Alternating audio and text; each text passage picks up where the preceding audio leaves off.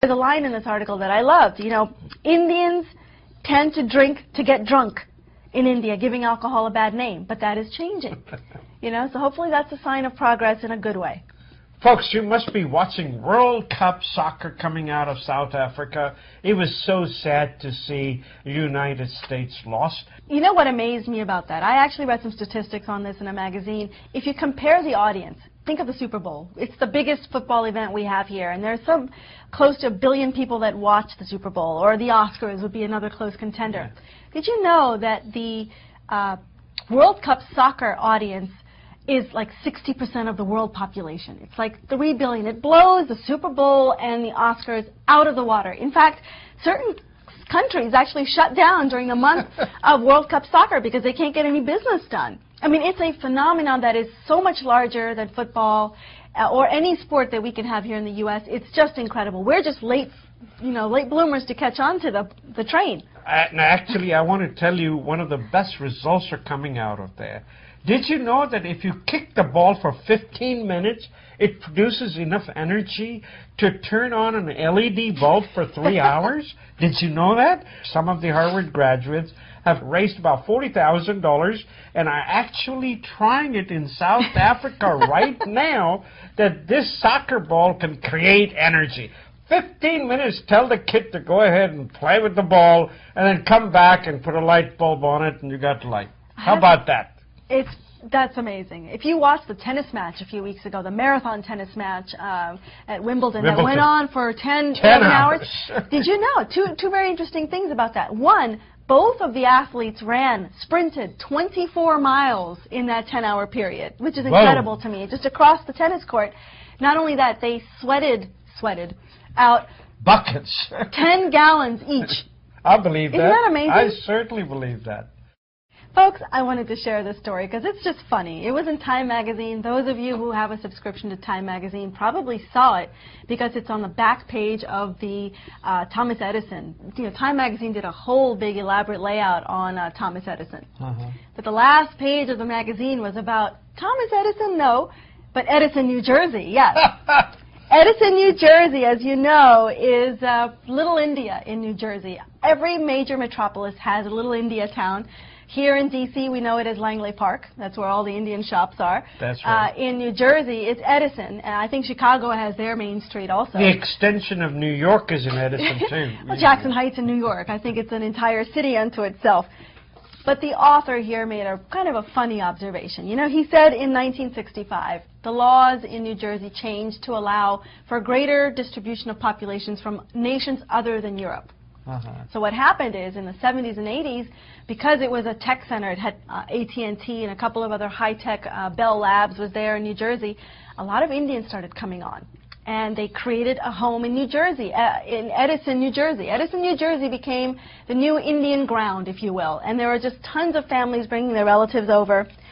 And of course, to the local residents, this was a bit of an intrusion because it wasn't just like a few came over. This was like the entire town suddenly became all Indians. That's right. All the shops changed, all the strip malls changed, you know, all of a sudden food and dress, everything changed.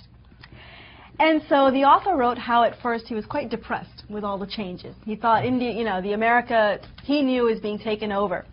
But then at the end of the article, he makes an observation. He says, you know, some things, while we have to expect change, is just natural, is normal. Communities will change. Certain things don't change.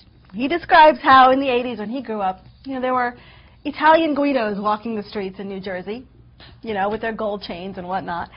But now, come 2010, the Italian Guidos have been replaced by Indian Guidos. And they're wearing gold chains too. Wearing the gold chains. You have the same phenomena. You have guys walking around in their undershirts and with the hair, you know, and the gold chains. It's just a different population, but they're exercising the same sort of stereotypes. So I guess he says the more things change, they really don't change all that much. They stay the same. It's true, folks. We have come to a point now in various parts of the country where the Indian populations are enough to create a presence, much like Chinatown, much like all these other towns. And yes, it can be uncomfortable for many of the other communities around us to embrace that change all at once. But we as a community should also understand that about the people we're sharing it with. He also makes another point that, you know, unlike previous waves of immigrants, Edison's first Indian generation did not quickly assimilate. They didn't try to embrace American values. They kept to themselves, and that made it worse for all the other populations to look at us as being non-assimilators and non-participants in the American process. That's not true today, but I think we've learned a lot in the last 20 years as Indians growing up here.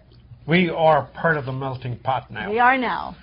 I want to leave you with a last story. It was kind of funny, you know, how the culture spreads all over the world now because of the communication tools you have.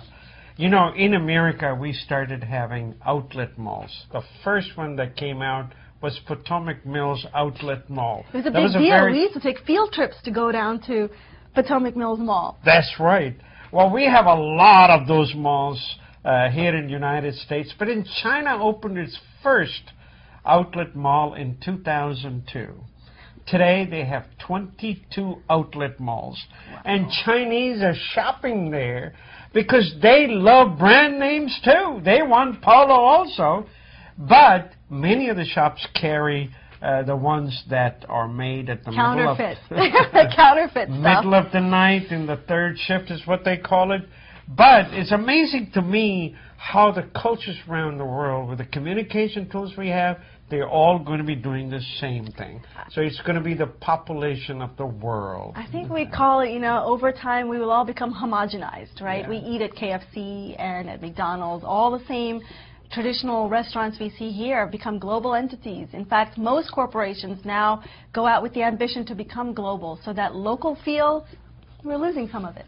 Samosa is a very common language for all Americans now. So is mantra, so is yoga, so is guru, and so on and so forth. So we are all and so getting is Bollywood. into the melting so pot. Is Bollywood. We cannot forget Bollywood. That's right. Folks, tomorrow is 4th of July, and I'm sure in your town there will be fireworks. But the biggest fireworks are right here in Washington, D.C. We sincerely hope your kids are with you and you have a wonderful weekend. Namaste. Namaste.